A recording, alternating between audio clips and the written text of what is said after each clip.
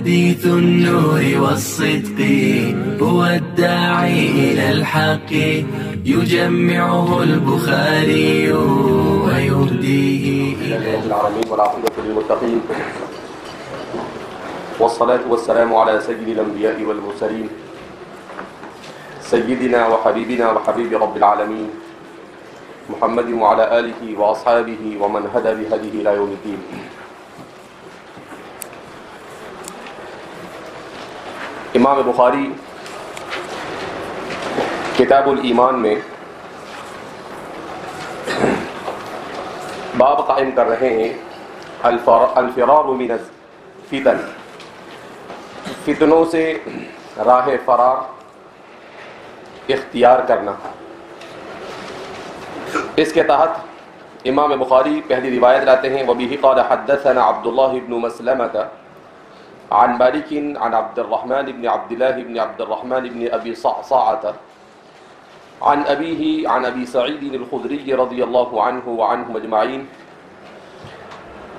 أنه قال قال رسول الله صلى الله عليه وسلم يوشك أن يكون خير مال المسلم غنم يتبع بها شعف الجبال ومواقع المطر یفر بدینہ من الفتن. تو اس روایت کو حضرت ابو سعید خدری رضی اللہ تعالی عنہ کے ذریعے سے روایت کر رہے ہیں.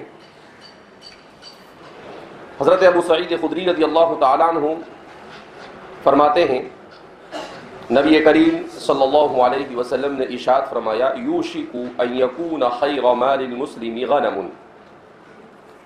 ان قریب ایک ایسا زمانہ آئے گا اوشک یوشک ایشاکن. اس سلسلے میں امام بدر الدین العینی فرماتے ہیں اوشک ای قرب و اسرع، کہ اوشک یہ قرب اور اسرع کے معنی میں مستعمل ہے. عام طور پر بعض حضرات نے اس کا انکار کیا ہے کہ یہ باب افعال سے ہیں، لیکن امام بدر الدین العینی ائمہ لغت کے حوالے سے اس کی تردید کرتے ہیں کہ یہ باب افعال ہی سے ہیں، اور اسے یوشکو اور یوشکو دونوں طرح سے پڑھا جا سکتا ہے. البتہ آپ نے یوشکو کو راجح قرار دیا ہے کہ اسے مجہول پڑھا جائے، اور عام طور پر جو افعال کثیر الاستعمال ہے وہ اسی طرح سے مجہول پڑھے جاتے ہیں، جیسے کرہ، استحب، فرض. اسی طریقے سے یوشک یہ عام طور پر اس لیے استعمال کیا جاتا ہے کہ کسی چیز کی قربت کو بتانا مقصود ہوتا ہے کہ کوئی چیز قریبی زمانے میں مستقبل قریب میں واقع ہوگی، اسی کے لیے عربی زبان میں اس کا استعمال ہوتا ہے. شیخ الاسلام علامہ شبیر احمد عثمانی فرماتے ہیں کہ اس باب کو یہاں پر اس لیے بھی قائم کیا کہ اب تک کے ایسی چیزوں کو بیان کر رہے تھے جس کا تعلق اعمال کے کرنے سے تھا، اور اب ایک ایسے باب کو بیان کر رہے ہیں جس کا تعلق چھوڑنے اور ترک کرنے سے ہے. من ابواب الطرق کہا اس کا امام بخاری دراصل اپنے پورے دین کو سمجھانے کی کوشش کر رہے ہیں کہ دین نام صرف عمل کرنے کا نہیں، بلکہ دین نام ہے بہت سارے اعمال صالحہ کو کرنے اور بہت سارے اعمال سیئہ کو ترک کرنے کا. اپنی خواہشات کے مطابق بہت ساری ایسی چیز جس کا انسان کا جی چاہتا ہے کہ وہ کر گزرے مگر اس کے باوجود اسے نہ کرنا. تو کہا اسی کو بیان کرنے کے لیے آپ نے اس باب کو یہاں پر قائم کیا ہے. تو اس باب میں خاص طور پر یہ بیان کیا جا رہا ہے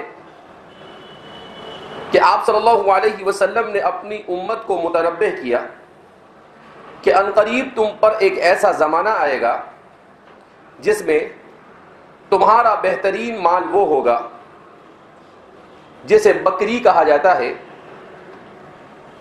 جسے لے کر مسلمان پہاڑ کی کسی چوٹی پر چلا جائے گا، جنگل میں چلا جائے گا فتنوں سے اپنے دین کو محفوظ رکھنے کے لیے. فتنوں سے اپنے دین کو محفوظ رکھنے کے لیے. ان یکون خیر مال المسلمی بھی پڑھا جاتا ہے اور خیر مال المسلمی بھی پڑھا جاتا ہے. حافظ صاحب اسے خیر مال المسلمی پڑھتے ہیں اور خیر مال المسلمی کو یکونو کی خبر قرار دیتے ہیں. البتہ امام بدر الدین العینی فرماتے ہیں کہ یہ کسی صورت میں درست نہیں ہے. ان کا کہنا ہے کہ ان یکون خیر مال المسلمی غنما پڑھنا چاہیے. اور حافظ ابن حجر اسقلانی فرماتے ہیں ان یکون خیر مال المسلمی غنم. تو اس طرح سے خیر مال المسلمی اسے گویا کہ وہ خبر مقدم قرار دیتے ہیں اور غنم موصوف اور آگے اس کی صفت بن کر یہ مبتدأ اس میں مؤخر ہوگا کانا کا. لیکن امام بدر الدین العینی فرماتے ہیں کہ خواہ اس کی یہاں پر کوئی ضرورت نہیں ہے، اس لیے کہ خبر کو مقدم کرنے کے لیے جن اسباب اور جن وجوہات کی بنیاد پر خبر اور اسم کی تقدیم اور تاخیر کو ائمہ نحو نے اختیار کرنے کے لیے کہا ہے اس میں سے کوئی یہاں پر پائی نہیں جاتی. اس لیے وہ فرماتے ہیں کہ خیر مال المسلمی کے بجائے خیر مال المسلمی کو اس کا اسم بنایا جاوے اور غنمن کو بجائے غنمن پڑھنے کے غنمن پڑھ کر اسے کانا کی خبر بنا دیا جاوے.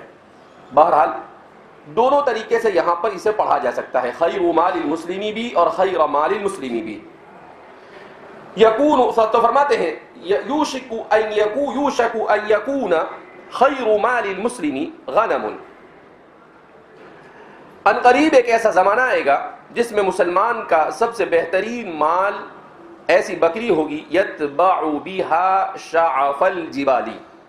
امام عینی فرماتے ہیں کہ اسے دو طرح سے پڑھا جاتا ہے، یتبع بها بھی پڑھا جا سکتا ہے اور دوسرا یتبع بها، تخفیف اور تشدید دونوں پڑھا جا سکتا ہے اسے.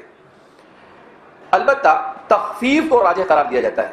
یتبع بها شعف الجبال، شعفن اور شعفتن اس کے معنی آتے ہیں پہاڑ کی چوٹی. اور بعض حضرات نے کہا کہ اعلی الشیء کسی بھی چیز کی بلندی اور اس کے اوپر کے حصے کو شعفن کہا جاتا ہے، جس کی جمع شعافن و شعوفن و شعفاتن تینوں آتی ہے. تو شعفہ کے معنی آتے ہیں چوٹی. الجبال یہ جمع ہے جبلن کی جس کے معنی آتے ہیں پہاڑ کے. تو فرماتے ہیں یتبع بها شعف الجبال. یتبعو کے اندر جو ہوا ضمیر ہے وہ مسلم کی طرف لوٹتی ہے. مسلمان بہا کی ہاں ضمیر کا مرجع غنمن ہے. ان بکریوں کو لے کر شعف الجبال و مواقع المطر، پہاڑ کی چوٹی پر اور بارش کے برسنے کی جگہ پر چلا جائے گا. مواقع یہ جمع ہے موقعن کی اور القطر کہتے ہیں بارش کے قطرے کو. تو فرماتے ہیں کہ مواقع القطر سے مراد کیا ہے؟ اماکن ینزل فیہ مطر کثیر، ایسی جگہ جہاں پر بکثرت بارش ہو. تو عام طور پر جنگلات میں بارش بکثرت ہوا کرتی ہے، اس وجہ سے مواقع القطر سے مراد یہاں پر حضرات محدثین فرماتے ہیں جنگل ہے، سنسان جگہ ہے.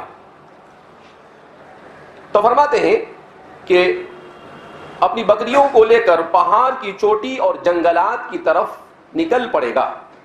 سوال پیدا ہوتا ہے ایسا کیا ہوگا کہ جس کی وجہ سے اسے یہ راستہ اختیار کرنا پڑے گا اور جلوت سے خلوت کی طرف بھاگنا پڑے گا. تو آگے حضور فرماتے ہیں یفر بدینہ من الفتن، فتنوں کی وجہ سے اپنے دین کی حفاظت کے خاطر راہ فرار اختیار کرے گا، بھاگ کھڑا ہوگا.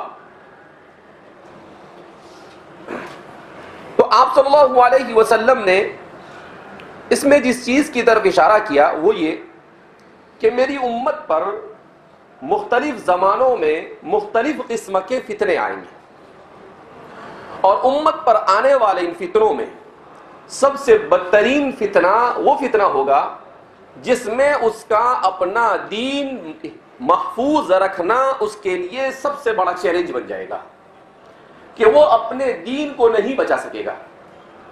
وہ جلوت میں رہتے ہوئے اپنے دین کی حفاظت کی استطاعت اور قدرت اور طاقت نہیں رکھے گا. جب وہ یہ دیکھے گا کہ میرے اندر یہ طاقت اور استطاعت نہیں ہے تو پھر وہ اسی میں اپنے لیے عافیت تصور کرے گا کہ میں جلوت سے نکل کر خلوت کی طرف چلا جاؤں, میں لوگوں کے ان جھمیلوں سے نکل کر اپنے دین کو بچانے کے لیے کسی ایسی جگہ پر پناہ اختیار کر لوں جہاں پر مجھے دین کے معاملے میں فتنے میں مبتلا کرنے والے اسباب پائے نہ جائے. اب ہمارے محدثین نے یہاں پر دو تین قسم کی باتیں بیان کی ہے. سب سے پہلی بات تو یہ کہ خلوت اور جلوت میں افضل کیا, دوسرے نمبر پر کیا. آدمی اپنے دین کو بچانے کے خاطر ہمیشہ صرف خلوت ہی کو اختیار کرے گا. تیسرا, آپ صلی اللہ علیہ وسلم نے غنم ہی کو کیوں بیان کیا, اس کے علاوہ کسی اور کو کیوں نہیں بیان کیا؟ کیا اس سے مراد غنم ہی ہے یا ما شابہ الغنم بھی ہو سکتا ہے, یعنی وہ چیز جو غنم کے مشابہ ہے. اور چونکہ ہم لوگ انتہائی فتنے کے زمانے سے گزر رہے ہیں, بظاہر ایسا معلوم ہوتا ہے کہ ہم ایسے زمانے کے قریب قریب پہنچ چکے ہیں جس کی نبی کریم صلی اللہ علیہ وسلم اس حدیث مبارک میں پیشین گوئی دے رہے ہیں. تو اب سوال یہ پیدا ہوتا ہے کہ ان تمام حالات میں ہماری کیا ذمہ داری بنتی ہے؟ تو سب سے پہلے ہم اس بات کو جانتے ہیں کہ نبی کریم صلی اللہ علیہ وسلم نے ایمان کو بچانے کے خاطر کس طریقے کو اختیار کرنے کا اس حدیث پاک میں حکم دیا. تو آپ صلی اللہ علیہ وسلم نے سب سے بنیادی اور اہم چیز جس کی اس حدیث مبارکہ میں تعلیم دی ہے وہ یہ کہ مسلمان کے نزدیک اپنے دین کی حفاظت یہ تمام چیزوں پر مقدم ہونی چاہیے. اپنے دین کو بچانے کے خاطر اسے ہر قسم کی قربانی کے لیے تیار رہنا چاہیے. وطن کو چھوڑنے کی ضرورت پڑے وطن کو چھوڑ دے, دنیا کو چھوڑنے کی ضرورت پڑے دنیا کو چھوڑ کر پہاڑوں میں چلا جاوے, جلوت کو چھوڑنے کی ضرورت پڑے جلوت کو چھوڑ کر ایسی جگہ پر پناہ گزین ہو جاوے جہاں پر اسے اپنے دین کی حفاظت پر اطمینان ہو جاوے. وہ اس موقع پر یہ بہت زیادہ نہ سوچے کہ اگر میں پہاڑ پر چلا جاؤں گا تو میں کھاؤں گا کیسے, میں پیوں گا کیسے. اس لیے کہ اس کے لیے دار دنیا یہ زیادہ افضل نہیں ہے دار آخرت کے مقابلے میں. اگر وہ دار دنیا میں اپنے پیٹ کے خاطر اس طرح سے رہتا ہے کہ اس کا آخرت کی کامیابی اس سے چھوٹ رہی ہے تو ایسے موقع پر اسے آخرت کو ترجیح دینا ہوگا اور دنیا کو ترک کرنا ہوگا. تو آپ صلی اللہ علیہ وسلم کا یہ فرمان سب سے اہم اور بنیادی سبب جو مسلمانوں کو سبق دیتا ہے وہ یہی ہے کہ وہ اپنی تمام کے تمام ترجیحات میں سب سے راجح حفظ دین کو رکھے. سب سے راجح کس کو رکھے؟ وہ دین. اور اس میں بھی خاص طور پر جب فتنوں کی ایسی کثرت ہو جاوے تو دوسروں کے بجائے اپنے دین کی حفاظت کی زیادہ فکر کرے. دوسروں کے بجائے اپنے دین کی حفاظت کی زیادہ فکر کرے. یا ایھا الذین آمنوا علیکم انفسکم لا یضرکم من ضل اذا اهتدیتم. کہ جب اسے ایسا محسوس ہو کہ میں دوسروں کے پیچھے لگوں گا تو وہ دوسرا بجائے میری بات قبول کرنے کے مجھے بھی اپنے ساتھ فتنے میں گھسیٹ لے گا. تو کہا کہ ایسے موقع پر آپ صرف اپنے دین کے. تو وہ آیت کریمہ بھی اسی کی طرف اشارہ کرتی ہے اور یہ حدیث پاک بھی اسی کی طرف اشارہ کر رہی ہے. اس کے بعد نبی کریم صلی اللہ علیہ وسلم کی اس حدیث سے جو یہ بات نکلتی ہے کہ خلوت یہ فتنوں کے زمانے میں افضل ہے. تو ہمارے محدثین کے درمیان ایک بحث چھڑ گئی کہ کیا جلوت افضل ہے یا خلوت افضل ہے. جلوت کے معنی ہے الاختلاط بالناس، لوگوں کے درمیان رہنا، اور خلوت کے معنی ہے لوگوں سے کٹ کر کنارہ کشی اختیار کرنا. تو بعض حضرات نے کہا کہ ہر حال میں خلوت ہی افضل ہے. بعض حضرات نے کہا کہ ہر حال میں جلوت یہ افضل ہے. البتہ حضرات محققین فرماتے ہیں کہ عام حالات میں جلوت افضل ہے اور مخصوص حالات میں خلوت افضل ہے. کن حالات میں جلوت افضل ہے، اختلاط بالناس افضل ہے؟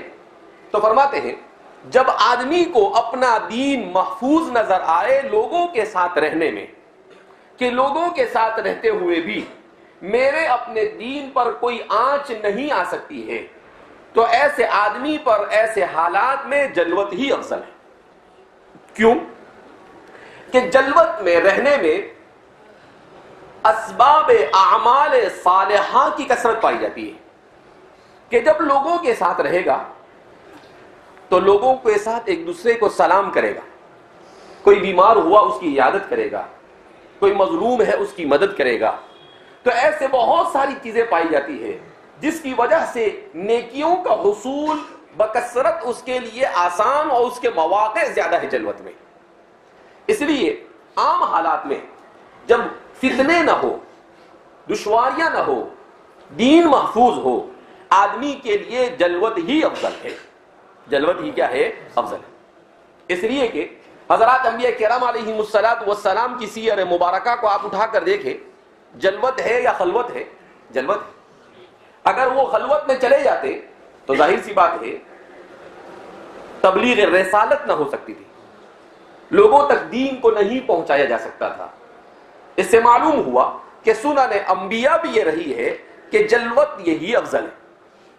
پھر سوال پیدا ہوتا ہے کہ اس حدیث میں تو خلوت کو بیان کیا جا رہا ہے، تو اس حدیث میں خلوت کو اس کے سبب کے ساتھ بیان کیا جا رہا ہے، مشروط بیان کیا جا رہا ہے. کیا مطلب؟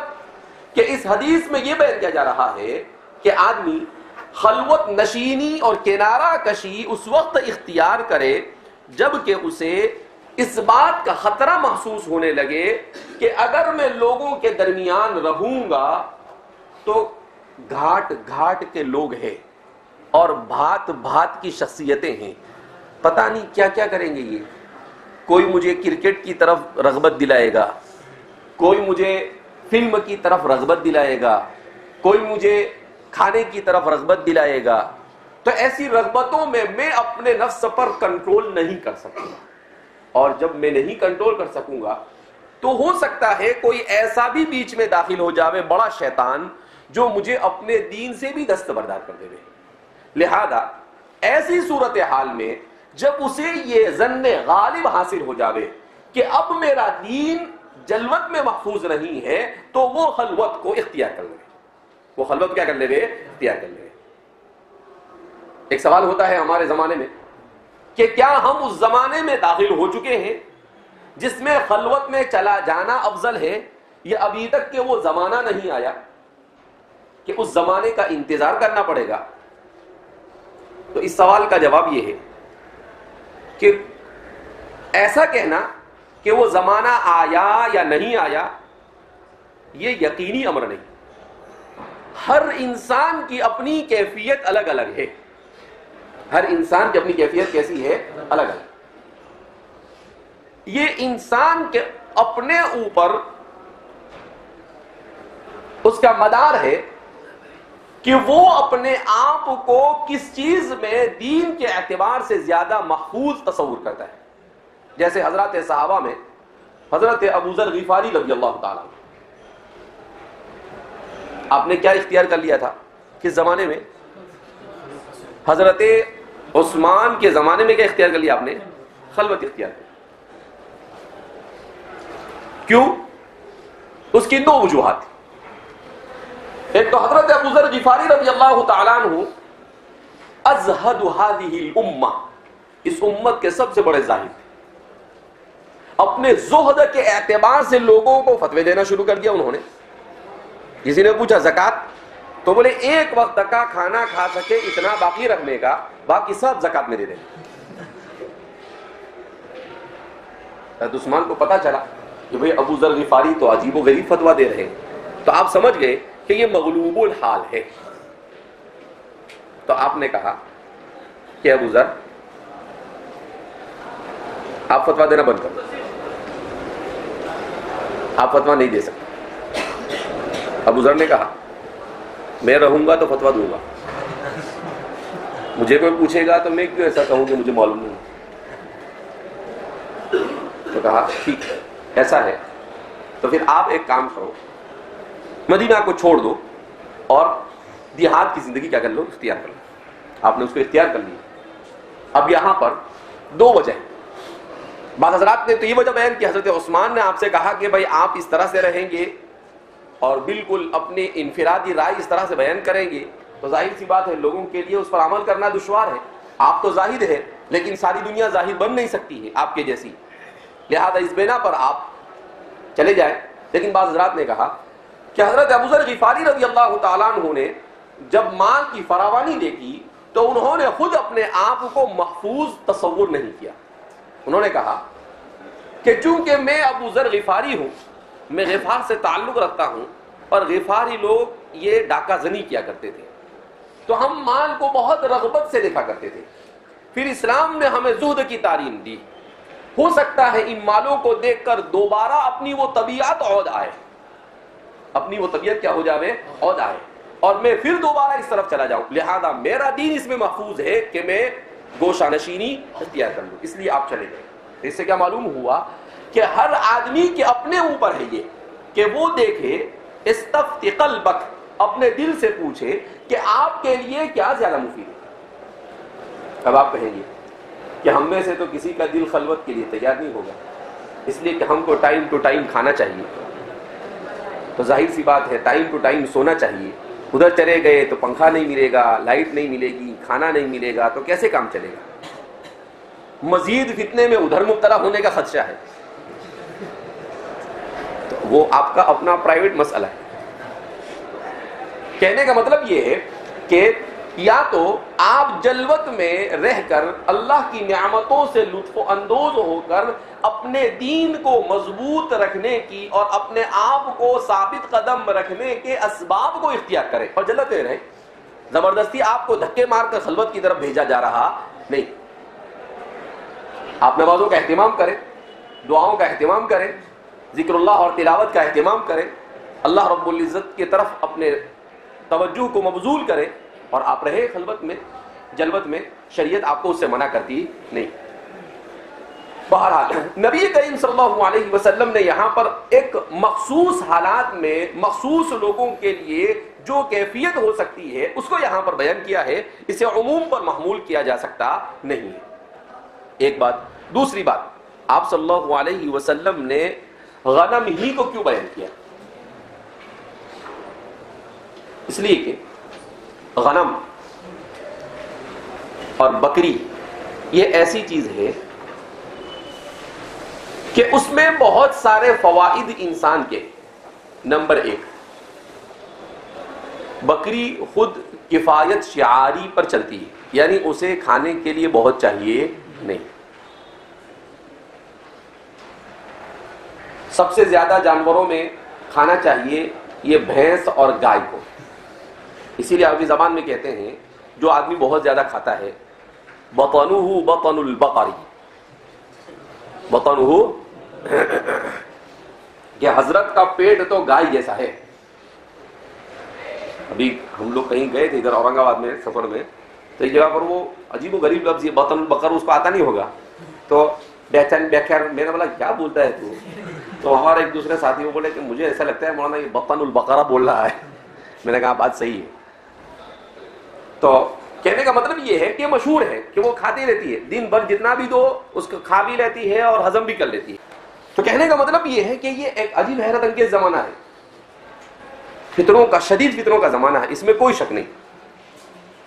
لیکن انسان کے اپنے اوپر اس کا مدار ہے کہ آپ اپنے آپ کو، اپنے ایمان اور اسلام کو کس طرح سے محفوظ رکھ سکتے ہیں. ایسا نہیں ہے کہ کوئی زبردستی آپ کے پاس سے کھینچ لے گا، وہ پورا مدار آپ کے اوپر ہے کہ آپ اپنے ذہن کے اعتبار سے کتنے تیار ہیں، آپ اپنے علم کے اعتبار سے، اپنی ہمت اور ارادے کے اعتبار سے اپنے دین کے خاطر کتنے سیریس ہیں. یہ آپ کے اوپر محمول ہے کہ آپ اپنے آپ کو کیسے تیار کرتے ہیں. کون لوگ ان فطروں میں مبتلا ہو جاتے ہیں، اسباب فتن کیا ہے، اسباب وقوع فتن کیا ہے. تو حدیث پاک میں نبی کریم صلی اللہ علیہ وسلم اس بات کو بیان کر رہے ہیں کہ آدمی کو اپنے آپ کو فتنوں سے بچانے کے لیے اپنے دین کے اعتبار سے مضبوط رہنے کی ضرورت ہے.